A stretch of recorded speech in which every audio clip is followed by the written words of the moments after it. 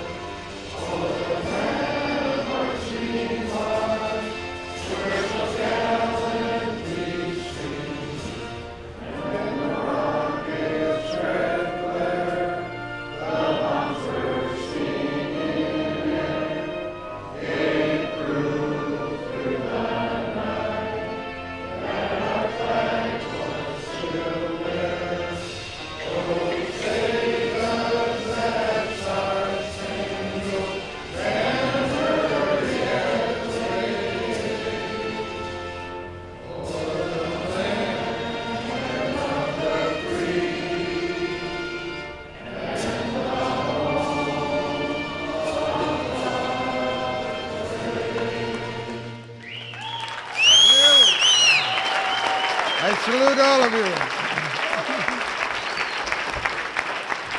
So, folks, if I can get your attention just for a couple of seconds before you head to the table, I want to say thank you for coming tonight to the 4th annual Cheers for Our Veterans. And as we get ready to eat, I am Scott McKay from 95.9 The River.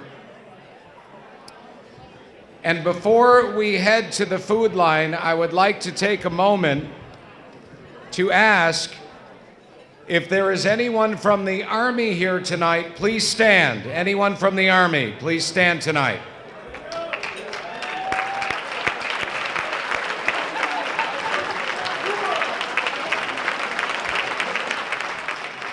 Folks, if I can have your attention. Anyone from the Navy, please stand tonight. From the Navy, please stand.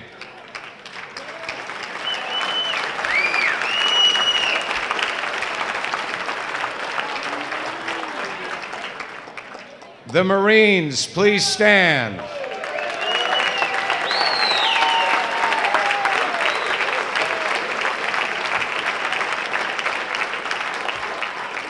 I've noticed in the 3 years that I've hosted this, the Marines are very vocal people, and there's nothing wrong with that. Air Force, please stand.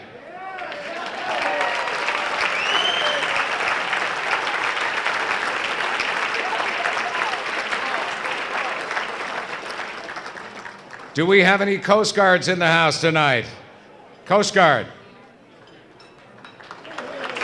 Yeah, give them a hand anyway. Come on, Marines, make some noise for the Coast Guard. So tonight we have a great event for you. By the way, the silent auction is going to close at about 8:45. We'll make sure that we give you time. We'll give you a 10-minute closing window tonight. But also, I want to let you know, so many things have been done for Naperville Responds for our veterans, and that's why we're here tonight, to support this organization and raise money to help veterans in need. And we're talking about construction, from the simplest thing to front steps, to a roof, to interior, a toilet that doesn't work. I have seen a lot that has gone on here, and we are trying to raise money tonight. So Pat Bowler knows that I can't do construction. He said, will you host the event? I am the guy that put in the doorknobs at my house backwards, locked myself in the house, so I had to go out from the back door to let myself back in. So I'm hosting this event in honor and for Pat, so thank you very much. Ladies and gentlemen, I want to bring up one more time our chair of the program, Naperville Responds for our veterans. Here is Jeff Lincoln, and if I could get your full attention now, folks, full attention, thank you. All right, I'm going to get started here. I know you guys are eating still and drinking, but if I could have your attention, I'd appreciate it. It's a very important evening tonight, and I appreciate everybody that has come and all the people who made their donations, so thank you very much. I do want to thank my committee. As you can imagine, putting something on like this takes a lot of work. There's a lot of people behind the scenes that have done things to put this on, as we did last year. I'd like to thank Scott McKay really quickly here again. Scott did this for the last 3 years. He volunteers his time for this. He knows the importance of taking care of our veterans.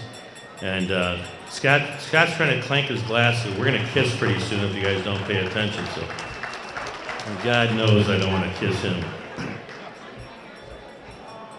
So anyways, really quickly, I'd like to thank my committee members, and I'd like to have them stand if they don't mind. I'll go through this pretty quickly. She's an incredible woman. Her and her partner, Mary Smeeters, Meg Landick and Mary Smeeters, please stand up. These people are 100% volunteers and put everything together, the raffles that you see tonight. Everything, the baskets, you name it, everything out there, the bid sheets, they do it all. They're unbelievable. I couldn't do anything with those two, believe me. I'd also like to thank Tim Pennick. Tim Pennick is an incredible person. He's with, as you know, he's been with us as kind of like a volunteer, but Tim's been great. He's done everything for us. I don't know where Tim is right now. He's probably out there working like he normally does. There he is in the back of the room. Positively Naperville Magazine. They note the time. Timmy donates his time every day. Does a great job. Warren Dixon III. Warren, where are you at, buddy? Warren has been great, instrumental of putting this together with a lot of sponsors and helped me there. So Warren, thank you very much. And of course, Mr. Singer up here earlier, Mr. Joe Modaf. Joe, you've always supported us. Thank you very much.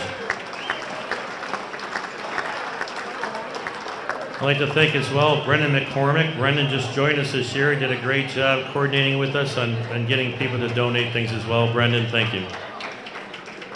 There's Brendan. He doesn't want to stand up. He's a little tired. Cindy Caputo. Cindy, are you here? Cindy, thank you very much for your donations and your help. Cindy, where are you at? Thank you. And of course, my partner in crime at work at SDC Capital Bank, Debbie Persapio. Debbie's our secretary. Pat talked her into joining this thing 2 years ago and said, you might do 10 hours a month. Well, it's about 10 hours a week. So thank you, Debbie. Where are you? Thanks, Deb.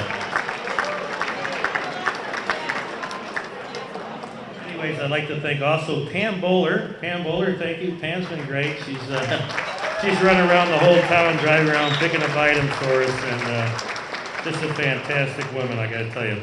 There's somebody that couldn't be here. She does an awesome job behind the scenes. She's our treasurer, Susan Raguse. Susan, thank you so much.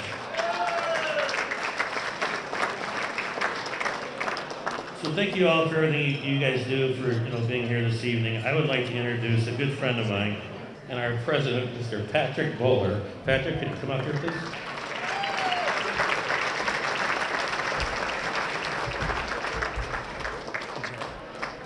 Thank you, thank you.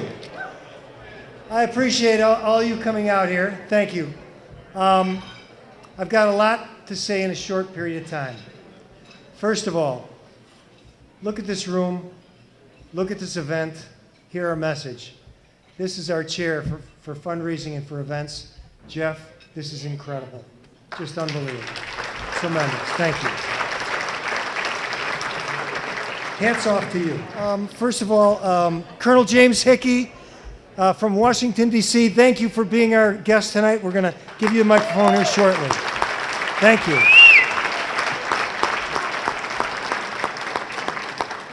And his family, thank you for coming, the Hickey family. Maureen, I didn't get a... There's so many friends I have here that I haven't been able to say hello to, shake a hand with, give a hug to, but I'm trying to get around the room as much as I can. First thing I'd like to say is,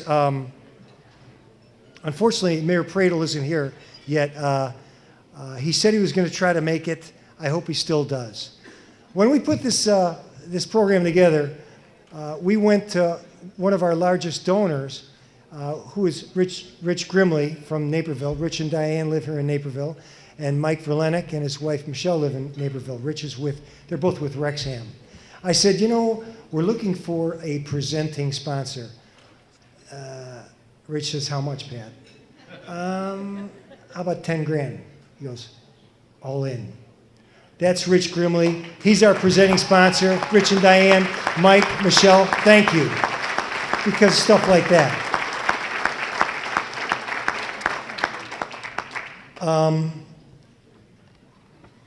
Basically, we talked about our veterans and those that serve.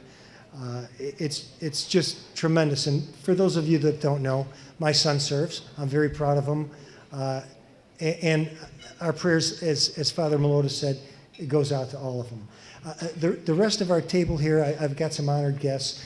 Certainly, Father Melota, thank you for coming and doing the invocation. And then my daughter, Amy, who's here also. I've got some, thank you. And thanks for helping out. I thank my wife, Pam, 37 years. She's hanging on. and I'll get to some other dignitaries. But basically, I would like those parents that are in the room that currently have a son or a daughter or a grandson or a granddaughter that are serving, please stand up. Stand up. John Case, Pam Bowler, back there. How about it? Thank you. And by the way, that was Deb and Bill Rickert back there. They're double duty. Both their boys are serving. So thank you. All good.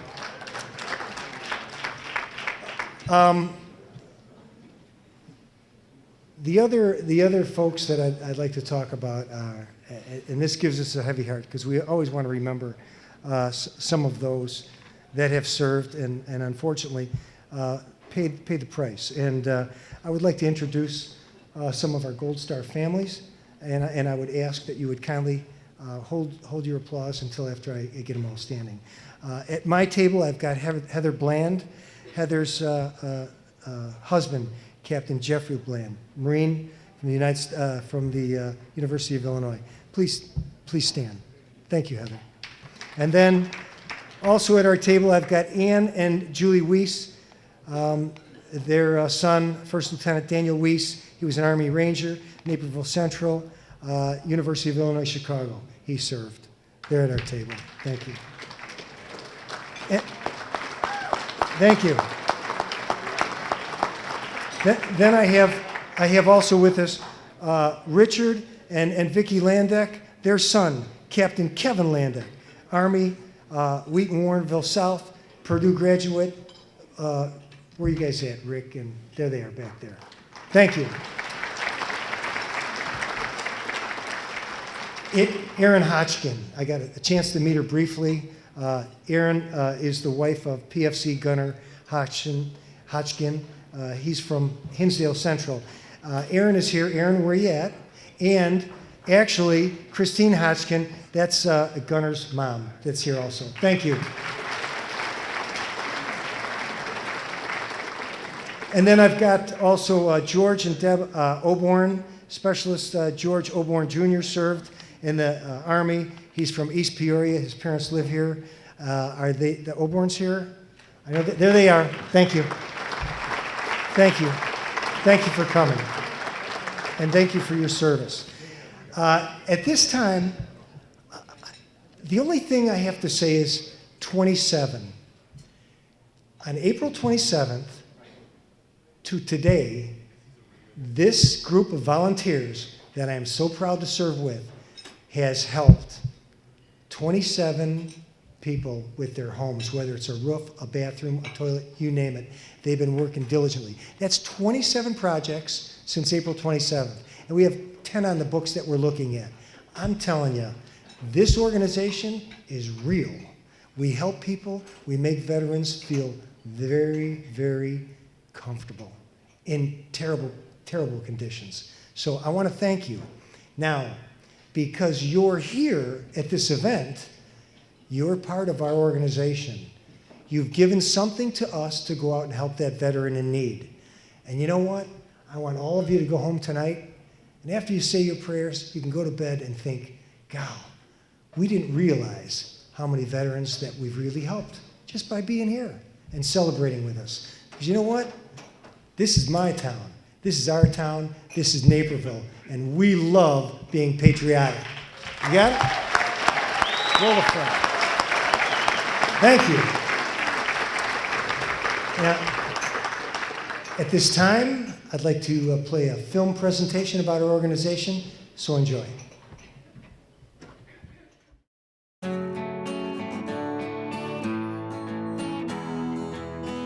A roof that doesn't leak, easy access to your home, windows that open and close, all things that could be taken for granted, and all things that many veterans in our community go without. But one group made the decision to not let veterans go without what they need. Naperville Responds for Our Veterans assists veterans and their families by raising donations of money, building materials, and professional labor to repair, build, and donate homes to veterans in Naperville and the surrounding areas. The group's main focus is to help with construction-related issues: roofs, bathtubs, ramps, sidewalks, and small repairs. It started probably 5.5 years ago when a group of volunteers got together thinking we could do a lot for veterans that were coming back from Iraq and Afghanistan. We've done many things for people, not real big things like putting in a bathroom, a shower because they needed a walk-in shower. It's just a joy for us to help people that have given of their time to serve in the military so that we might be free. Glenn Glover served as a Marine in Japan during World War II. He was too young to actually enlist, but lied about his age so he could join. After the war, Glenn went to work as a carpenter, building over 200 houses in the community, and made Naperville his home. Time passed, and recently Glenn could no longer take care of his home. And during a visit from Mayor Pradle and the Rotary Club to help with landscaping and yard work, a larger need was discovered. And then I realized when I walked around the back that there was a hole in their roof. They actually had a tarp over the roof. And so I called Pat Bowler and I said, Pat, we need some help over here. And within an hour he was there, and he had some other people come and help, and they looked it up, and the next day they were putting a new roof on the house on Benton Street, and it has been such a wonderful addition to the house. And he started to cry because he said, I wish I could do it myself, but he said, I hate to ask for help, but he said, it's so beautiful and I want to thank you. Naperville Responds for Our Veterans seeks to help all veterans in need, regardless of age, rank, or where they served. One of these veterans is 29-year-old Zach Arnold. He deployed to Iraq in 2007. Zach was one of those guys that wouldn't raise his hand and ask for help. So we got a little nod from the VFW, and he needed help. He was slipping and falling in his bathtub. He's missing a leg. He got it blown off in Iraq. He was getting married. We went in there. We knocked out his entire shower, and he was extremely grateful to the point of tears. After receiving assistance from Naperville Responds for our veterans, Zach was asked if he'd like to help out on a different project for another veteran. So his wife Mimi and he both showed up, grabbed the rake, started raking, cleaning, moving blocks, unbelievable. He goes, I absolutely love this. This is incredible. I said, Zach, we're looking for young people. You want to be on our board? He goes, I'd be honored. That's why I do this, because I love talking with other veterans. I love, and anytime I get a chance to work with veterans, I take it, because my career was cut short when I got injured. And so this is an opportunity for me to continue working with my brothers and sisters in arms. If a veteran needs assistance, the first step is to apply on the Naperville Responds for Our Veterans website. The application then goes before a committee made up entirely of veterans. So they go out and they qualify that particular veteran to make sure they're a veteran, number one, and number two, to figure out what we need to do. They'll make a recommendation back to the board, or if it's under $2,500, we just fix it right away and get it done. But it's not just veterans who need help, it's their families as well. We had a 86-year-old lady here in Naperville that talked to the VFW about getting some help. Her husband served in World War II, working on the atomic bomb, and passed away from cancer in the 1960s. She wasn't getting all of her benefits. When Mike Barber and the VFW went over to check on this lady and help her get her paperwork straight, she had small issues. Toilet that didn't work, didn't have a light in the utility room, she was doing her laundry, simple things. We went in there, took a look at what she was doing, and I asked her, I said, you're the wife of a veteran, we want to help you and your family. And I said, I see there's a nice little picture of a young soldier up on the mantle. She goes, that's my grandson. I said, is he still serving? She goes, no, he's not with us anymore. So she lost her grandson. Now, here's the wife of a veteran. We went in there and cleaned it up. So that's what we do. We help the entire family, because the family suffers. Even when someone is abroad and fighting, the family's suffering here too, so we help everybody. Naperville Responds for Our Veterans is made up entirely of volunteers. The group relies on individual donations and partnerships within the community. The organization has a list of qualified contractors that handle most of the repair work and most generously discount their services. But often, one of the biggest challenges for the group is determining when veterans need help. When they get in, they are taught to help other people. And that's their job and that's their role. And when they get out, they've done very well learning that, probably in boot camp. Their job is to help other people. The last thing they'll do is raise their hand and say, I need help. It's okay to ask for help. Asking for help doesn't mean you're weak. It doesn't mean you're less of a man or less of a woman. You've done enough for our country, and you've served our country well, and we're here to help. Naperville Responds for Our Veterans helps those in our community who have dedicated themselves to serving our country. And you can help. Naperville Responds for Our Veterans provides volunteer opportunities in real estate, legal, building and construction, events, and public relations. And if you cannot give of your time, the group accepts donations of monetary gifts to support the mission, event or project sponsorship, corporate matching gifts, materials and services, and gifts in kind. A veteran is someone who, at one point in his life, wrote a blank check payable to the United States of America for an amount up to and including his life. People are there for you, and that's Naperville Responds. A word of encouragement, a little help in the yard, a little bit of help taking somebody somewhere in a car. All those things make this city a great city to live in, but also makes veterans who have been in the service feel like somebody appreciated what they did for us.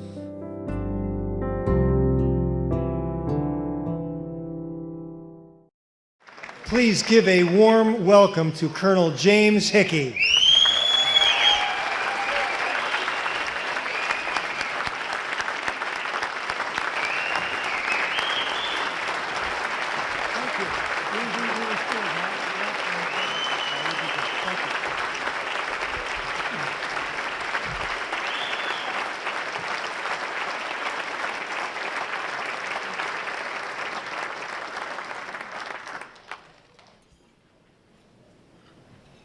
after about 29 years of serving as an armored cavalry officer in the Army, where I had to routinely command Bradleys and tanks.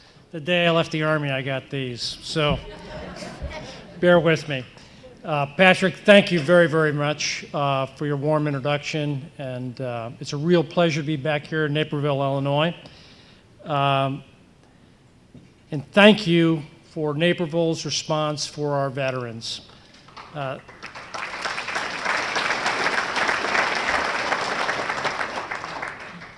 I'm really happy to receive your invitation. I'm honored to be here, and I'm going to take the next few minutes to share a few ideas with you. But before I get started, I really would like to thank the supporting staff and board and all the volunteers who made this happen. I've been to a lot of these, and I've yet to see one so well organized and so incredibly well sponsored. I took some time this afternoon to take a look at your sponsorship book.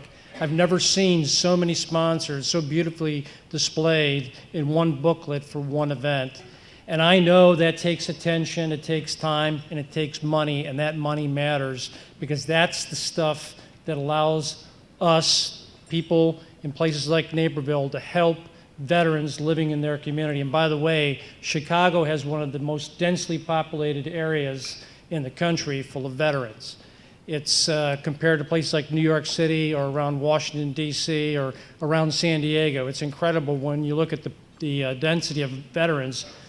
Chicago is probably one of the most dense across the country. So the work you're doing is resonating with not only that local populace, but I guarantee you the word gets out across the country.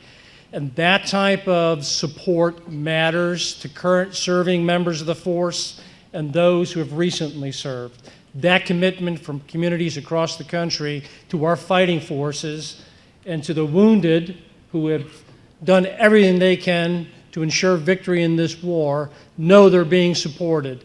That word gets out to the active force. That fortifies what our people are doing downrange around the world to this day and every day.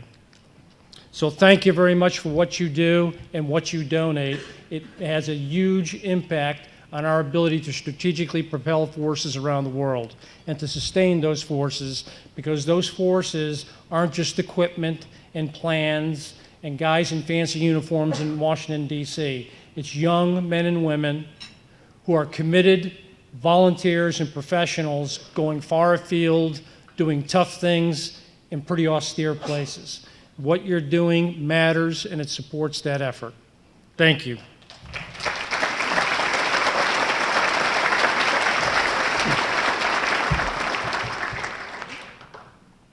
Couple ideas. The idea of trust, commitment, and loyalty. I think everybody in this room knows what those words mean, and I could tell you what you're doing embodies those words. Those ideas have been important in the United States Army since 14 June 1775, when General George Washington took command of the Continental Army outside of Boston. And over the centuries and decades, soldiers have been fortified by being in units led by honorable people, manned by honorable men and women who learned the importance of trusting one another, being committed to their mission and to one another, and being loyal to one another in the most austere and toughest environments.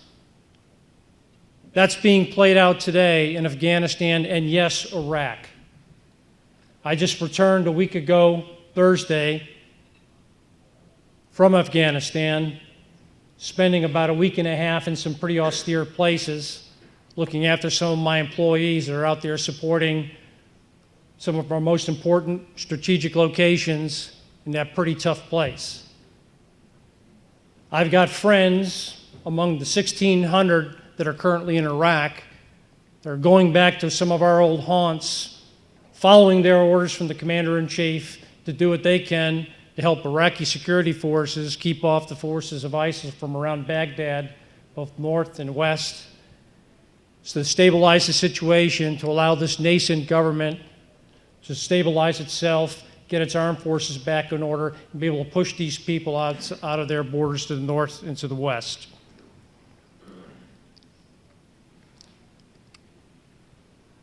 Back in September of 2003, it's hard for me to believe that was over 11 years ago, I led a combat patrol north out of Tikrit. It was late in the afternoon. It was an overcast day. It was kind of windy. We were moving north towards the town of Beji. We had a couple important missions to execute that night. I wanted to be there with 3rd Battalion, 66 Armor. I knew we would be busy out to the first light of the following morning. But as things happen in combat, they just don't go as planned. About 2 kilometers outside of Tikrit, Saddam Hussein's hometown, moving north on what we called Main Supply Route Tampa, or Route 1, 4-lane highway separated by a large earthen median. I was the point vehicle with my vehicle with 2 vehicles behind me representing my brigade headquarters patrol. Vehicles stripped down. We weren't armored up in those days. We just moved fast, carried lots of weapons. When we gained contact, we returned fired and turned into the enemy. That was the SOP, or standard operating procedure, across the brigade, my patrol included. As we moved north, we spied a friendly patrol coming down from the opposite direction. You know, the Army calls it contact, very austere word for holy shit, I'm getting shot at. But when you're in combat, you develop the sense. You could feel it in your gut a fraction of a second before your eyes, ears, and brain register it. The point vehicle, the lead vehicle of the oncoming friendly patrol, disintegrated into a cloud of grayish, yellow dust. The sound was overwhelming, as it always is. The sound of small arms ripped over our head, an afterthought. Sergeant Drish, my driver, immediately turned into the explosion because that was our drill. Sergeant Major Larry Wilson behind me led the 2nd vehicle off to my right flank and secured the far side of the stricken patrol. The stricken vehicle quickly moved through that large gray ball of dust and smoke and debris, clearly out of control, careened from one side of the road to the next, and came to rest the west side of the road, oriented south. The driver stumbled out of the vehicle and collapsed onto the road. The vehicle commander simply fell out of the right side of the vehicle. His lower body, what was left of it, was inside the vehicle. He took the brunt of the blast. The front of the vehicle was absolutely ripped into shreds. The ground was covered with motor oil, coolant, and brake fluid.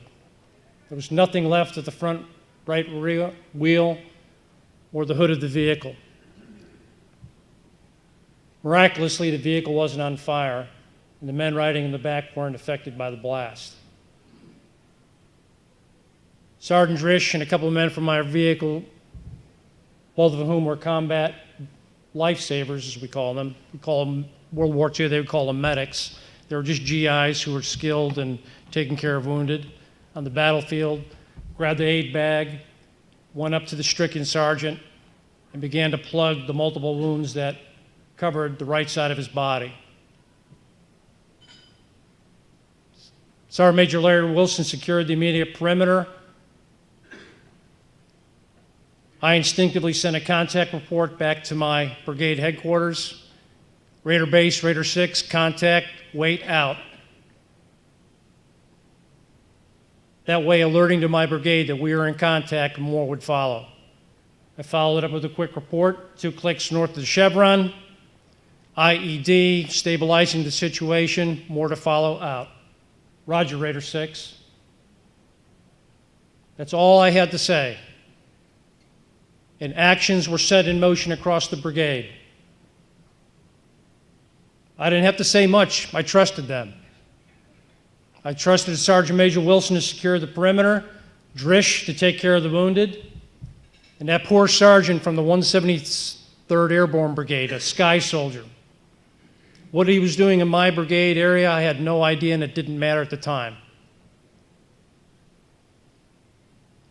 That poor man was in a different place. We knew he was alive because he was moving and trying to talk.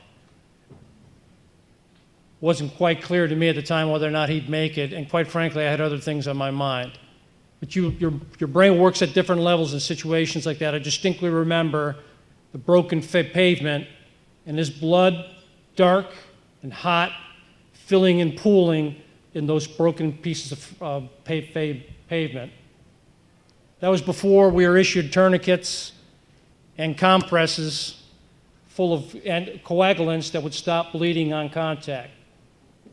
We had good old-fashioned pressure field dressings that my soldiers knew how to apply, but we were just running out of bandages. All this was happening very, very quickly. And I have to say, my mind was on the mission up north. We've got to get moving.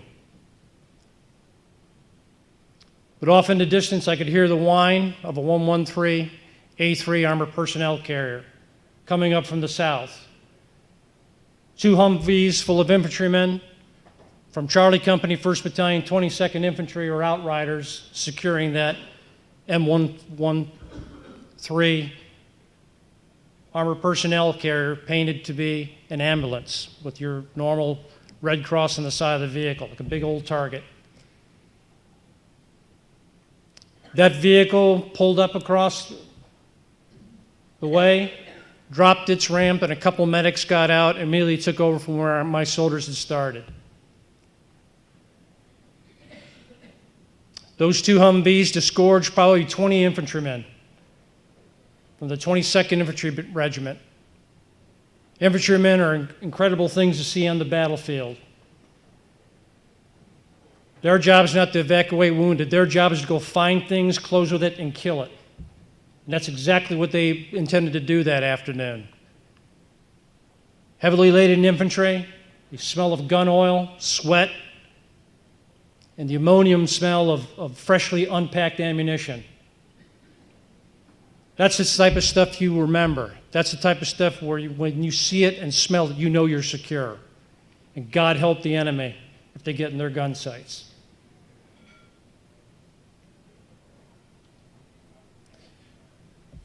When Charlie Company took over, and I never ordered them to do anything, it just came down through brigade, down to battalion, down to that company, all within a matter of minutes. That airborne sergeant was being taken care of by soldiers he'd never met before in his life. And every one of those soldiers from the 4th Division would have laid down their lives to protect that fallen soldier. That's what happens when a nation builds an army, sustains it over generations through multiple wars. Those values of trust, commitment, loyalty are inculcated into young men and women that you would hardly pay attention to on the streets of Naperville, walking home from high school. But I've spent 29 years of my adult life with these young people, year over year. I know what they're capable of on the training grounds and on the battlefields. They are willing to do anything for one another. They are willing to do anything to accomplish the mission. That's a fact. It's not just the stuff of history books. There are tens of thousands of combat leaders in America today who know this, who know the quality of our young people today.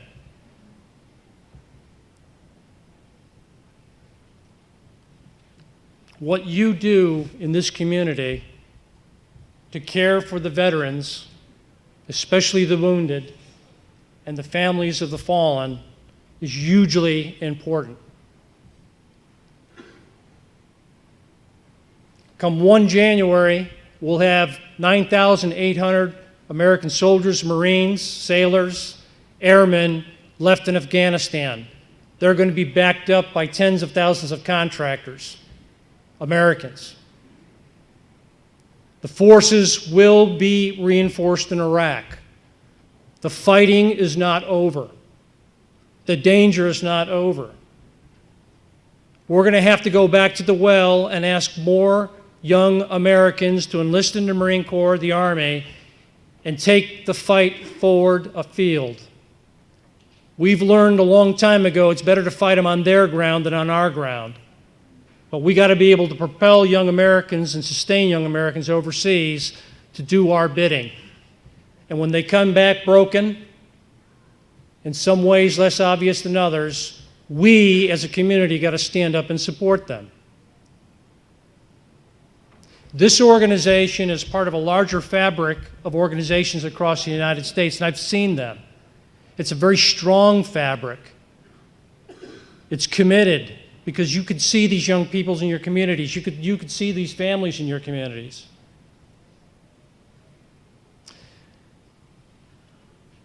But it's not enough. Our government, the government that should respond to us in Washington, D.C., has a legal and moral responsibility to care for our men and women in uniform.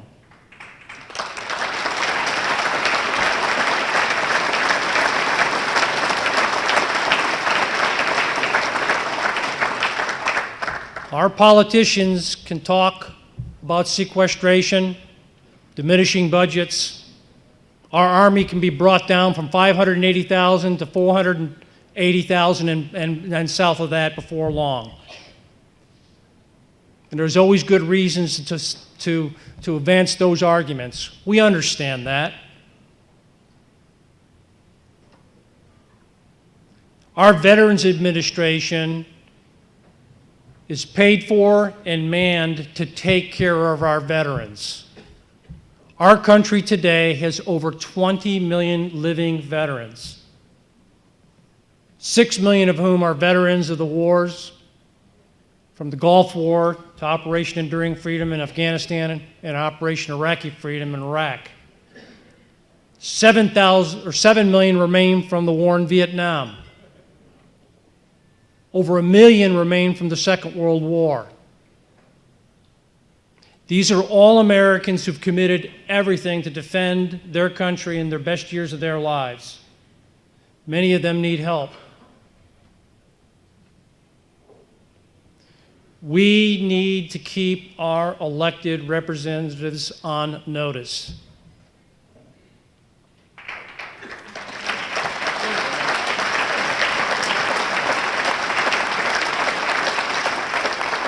The Veterans Administration has a very important job to do with 150 hospitals across the Union. They need to know that they're supported by the American people. They need to know that what they do is of vital strategic importance to the capabilities of our nation, our ability to defend ourselves. We have an all-volunteer force, and don't think those young people that volunteer aren't watching. They want to know they're being supported. They want to know that the people that enjoy the security provided by their mission overseas are loyal and committed to them. Organizations like the VA are institutions that are committed to taking care of our veterans. They've got to be resourced. Congress has got to give them oversight and funding. Our president has to give it vision and direction and make it a priority. These men and women, our elected representatives, will respond to our will before, during, and after polling day. The fighting is not over. As I said earlier, I just got back from Afghanistan, and I spent the better part of a week at some pretty austere places in the southern half of that country with soldiers from my old regiment, the 3rd Cavalry, Marines, Special Forces teams on small isolated camps. The Special Forces troopers are living with Afghan National Army battalions spread across the country, doing very, very important work. They're real professionals. They don't want people worrying about them, but I'm sure they worry about their families. And these are people that have probably been on their 3rd, 4th, 5th tour. They quietly do their jobs. In fact, they call themselves quiet professionals. So what you're doing is very, very important. It resonates with the force in the field. You are networked with hundreds, if not thousands, of organizations, much like yourself, across the country. But I think we could do more through our elected officials, through our governmental organs in Washington, D.C., and this is a federal issue, to ensure that organizations like the VA and the DoD are properly resourced, given vision and priority of effort to take care of the young people that are fighting our wars today, taking care of those who've been wounded, taking care of the families of the fallen. And remember, there are millions of veterans who's still living with us from the Second World War, the Korean War, the Cold War, and Vietnam. Over 7 million veterans from Vietnam, and these people are going to be with us for decades. And so we have to look at it generation over generation. Who's going to care for these people in their 80s? They may be 20 or 30 now, but who's going to be there to look after them when they're 60, 70, 80 years old? And the most severely wounded you do not see. You have to go to places like Walter Reed to see that, and I have seen that repeatedly. Modern medicine is absolutely fantastic. The equipment they give us in the field is absolutely fantastic. Many of the soldiers that have survived terrible wounding would have not survived in Vietnam, Korea, or World War II, but they're surviving today, and they are really banged up. It'll take your breath away when you see some of them in the hallways of Walter Reed. And the doctors and the nurses who go into that place day in and day out know that there's a lifetime of work ahead of them taking care of some of these stricken soldiers, Marine, Navy corpsmen, what have you.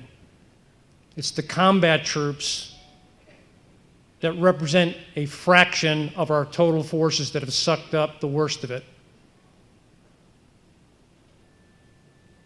Our military represents less than 1% of our overall population. Politically, it has absolutely no effect. There's too few of them, and they're not geographically located in any one area. So our political process will not account for them. It's going to require the American people and grassroots organizations in patriotic places like Naperville to tell our elected officials, this is a priority for the American people, to take care of the volunteers who've gone forward to protect our way of life far afield in tough, austere places. And ladies and gentlemen, it's not over. So with that, thank you very, very much for what you're doing. It's a real honor to be here tonight. I guess, you know, in Virginia, we've had this incredible warm autumn, and I kept on wondering, when's winter going to come? Well, it took me 2 hours of flying in an airplane and coming to Naperville to find out that, yeah, winter started. So thank you all very, very much.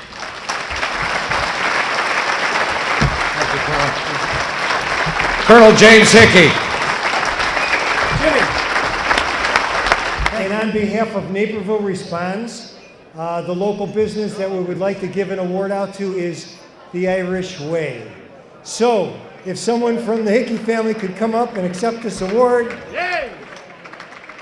Come on up. Here comes Sean.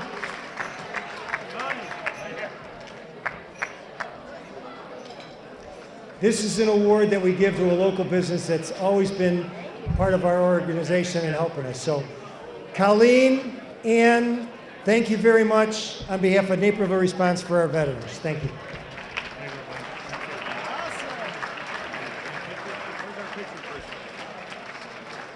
She's gone. The next award. Oh, Ann's coming up. Help Ann. Get the chair. I don't know where the cameras are, but we're good. Yeah. Can you help Ann down? Thank you, Ann. Thank you, the Irish Way and the Hickey family. Oh, all good.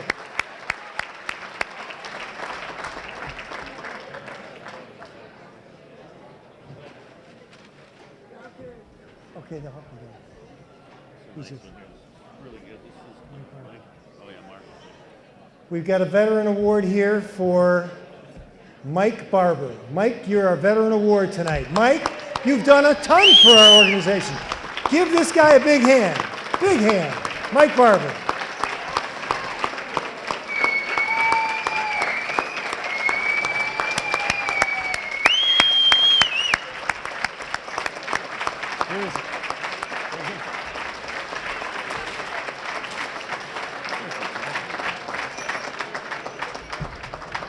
Wow, you guys. No, you guys. All right, Jeff. All good.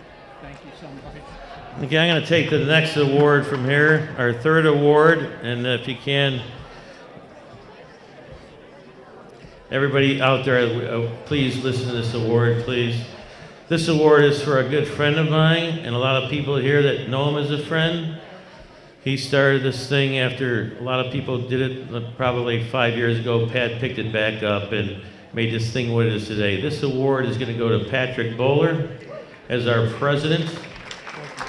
I have never met anybody. Thank you. Thank you. I'd like to just finish by saying that I have never met anybody so dedicated to what he does.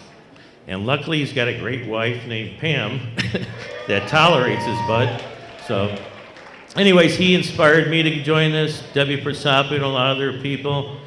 He said, "Hey Jeff, I need a little hand here. We're trying to help some veterans out. You know, I know you know a lot of things about raising funds and doing things like that." And within probably 15 minutes at Quigley's Pub, I was in.